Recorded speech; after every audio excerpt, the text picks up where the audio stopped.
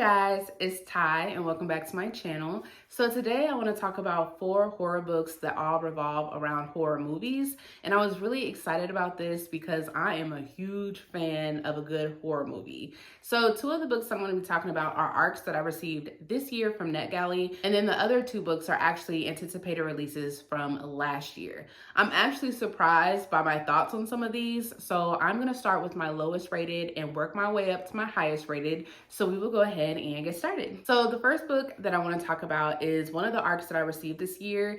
This is for the October Film Haunt by Michael Wehunt. This is a book that is going to be released, I believe, in either late September or early October, but I will have the release date below in case you guys are interested. But this is one of the books that I actually had to DNF. So in this one, we are following the character Jory. And years before, her and some of her friends, they were involved in this group that was called the Film Haunt. And so basically what they would do is they would go around to different filming locations for horror movies, and Jory would write blog posts about it. So then we flash forward to the present. And randomly one day, Jory gets this package in the mail. It's a VHS tape, and it shows a scene from a film that was really popular and that has a cult following. And she starts to notice some strange things about this particular film scene. And throughout all this, we're also getting some indication that someone might have died that was a part of the film haunt.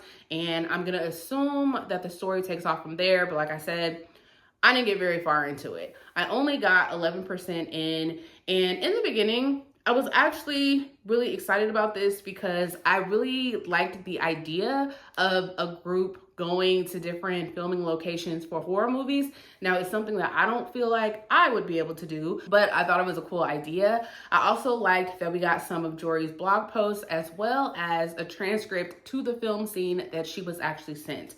Outside of that, I did not really care for anything else about this book. I thought it was really slow paced. I thought it was kind of boring, and I felt like the author was being overly descriptive about things that didn't need a lot of description. And because of that, it just was continuously taking me out of the story, and I unfortunately had to put it down. Now, if you guys are interested in this, by all means, please pick it up. I hope you enjoy it more than I did. Moving on to the next book, we have Horror Movie by Paul Tremblay. I would say this is more of a psychological horror book, but this is one of my anticipated releases from last year.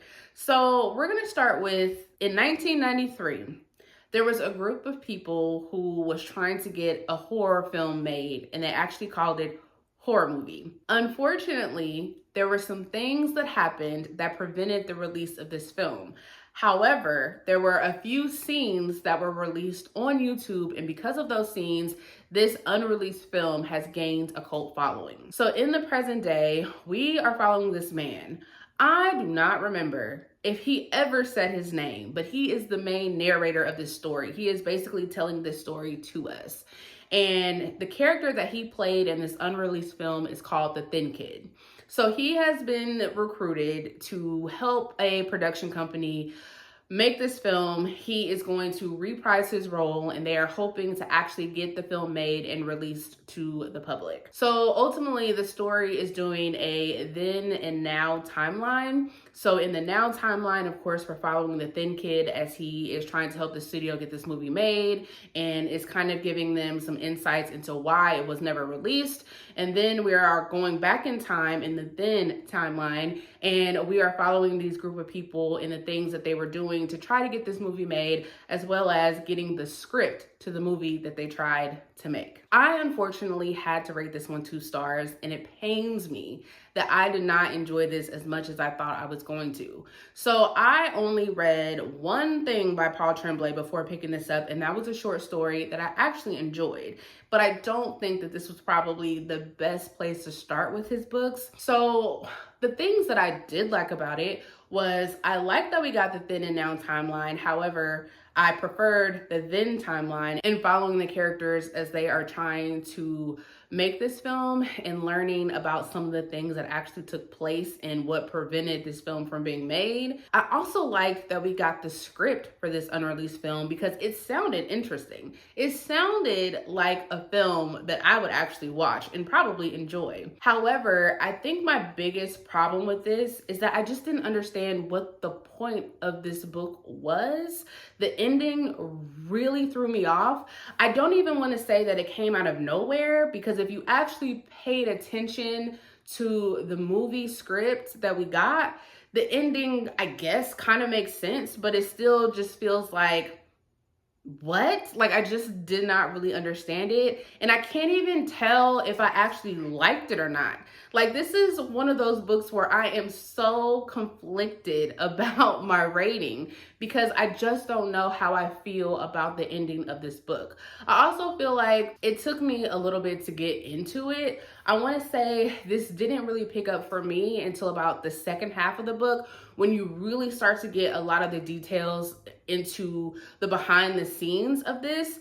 But I don't know. I'm so conflicted with my feelings about this book. If you guys have read this, please let me know your thoughts. Please let me know if I'm missing something. Maybe I'm just unable to put the pieces together. But for reasons that I can't even explain, this just did not work for me, and I'm honestly nervous to pick up something else from this author. Next up, we have Bury Your Gaze by Chuck Tingle. So this one, we are following our main character, Misha.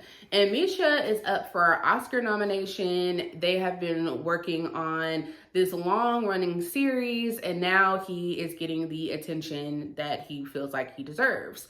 However, he is called into a meeting with his studio, and the studio is telling him that he needs to kill off his gay characters, and Misha does not want to do that. He wants to have the ending that he has been working towards for a long time, and he just does not want to do what the studio wants him to do. And because he is refusing to do what the studio wants him to do, over the course of the story, he is starting to be targeted by characters from his previous horror movies, and the story just kind of takes off from there. So out of the 4 books that I'm talking about today, this was the one I was most excited for, and I'm slightly disappointed by it. So I guess at this point, it's been like 2 years since I read their book, Camp Damascus. Absolutely loved that book. So I thought I was gonna love this one, and sadly that is not the case. So this story never really grabbed my attention in the way that I wanted it to. This was another story where I feel like it was about halfway in, maybe even later, before I felt like I was invested in it. And even then, I'm not even sure I was fully invested in the story. I was also more intrigued by Misha's flashbacks into his past and him trying to figure out his sexuality than what was actually happening in the present. There were some scenes that I felt like were kind of creepy when we were talking about some of his previous horror movie characters that were basically after him. But outside of that, I don't really feel like I got the horror elements that I was looking for. It didn't really, I guess, unsettle me in the way that Camp Damascus did at certain points. And in this one, we were also given transcripts of something that I never really understood, like what the point of those were for. They kind of also took me out of the story. It could be that maybe I missed something somewhere, but obviously I didn't care enough to try to figure it out. And when we got the explanation about what was happening, I'm not really sure I fully bought that either. I did, however, like the talk about Hollywood and how they are starting to use AI a lot more. How Hollywood is basically just jumping on a lot of trends and what is popular with the masses. And also how Hollywood really isn't into trying to tell good stories. It's just basically a big business and corporation. So I did like that. I also didn't really care for the side characters in here.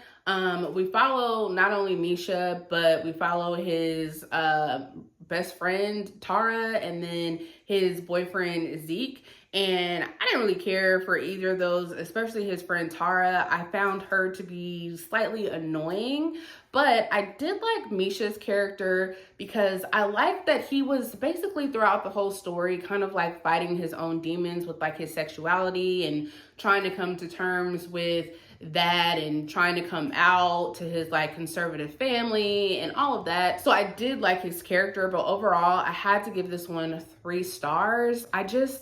I don't know. I was expecting a lot more from this than what we actually got. I am, however, interested in picking up more from Chuck Tingle, but this one just didn't hit the landing for me like I thought it would. And so then the last book that I want to talk about is the other arc that I received from NetGalley, and this is a book that is currently published. So this is Smile for the Cameras by Miranda Smith, and I was pleasantly surprised by this one. So in this, we are following our main character, Ella. And she is being invited to this reunion for a horror movie that was made years prior that she was a final girl in. And so all of the people, all of the original cast are being brought to the filming location so that they can film a reunion special. While there, some things start to happen and people start to die. This also follows the then and now timeline. So in the then timeline, we are following the characters as they are currently filming this movie. And we are also, again, getting the script for the movie. So throughout all of this, we are being told that something terrible happened on the set of this movie, and that is why Ella is so hesitant to film this reunion, but she decided to do it because she wants to revive her career. So now we are basically just trying to figure out why these people are starting to die and how that ties back to the film that they made years prior. This is a stereotypical slasher horror movie that they made, and this is also another movie that I probably would have watched. I really enjoyed the then and now timeline. I liked how the secrets from when the film was made is slowly being revealed in the now timeline, and I liked that in the then timeline we got to see the behind the scenes of how the film was being made. I feel like that's something that I just enjoy. I like the behind the scenes of how films are made because this book really was entertaining. I don't think that it did anything particularly special. I wasn't shocked by anything that happened at the end or what was revealed. I didn't necessarily see it coming, but I don't think it was like the best twist in the world, but I was thoroughly entertained. I thought it had really good pacing from start to finish.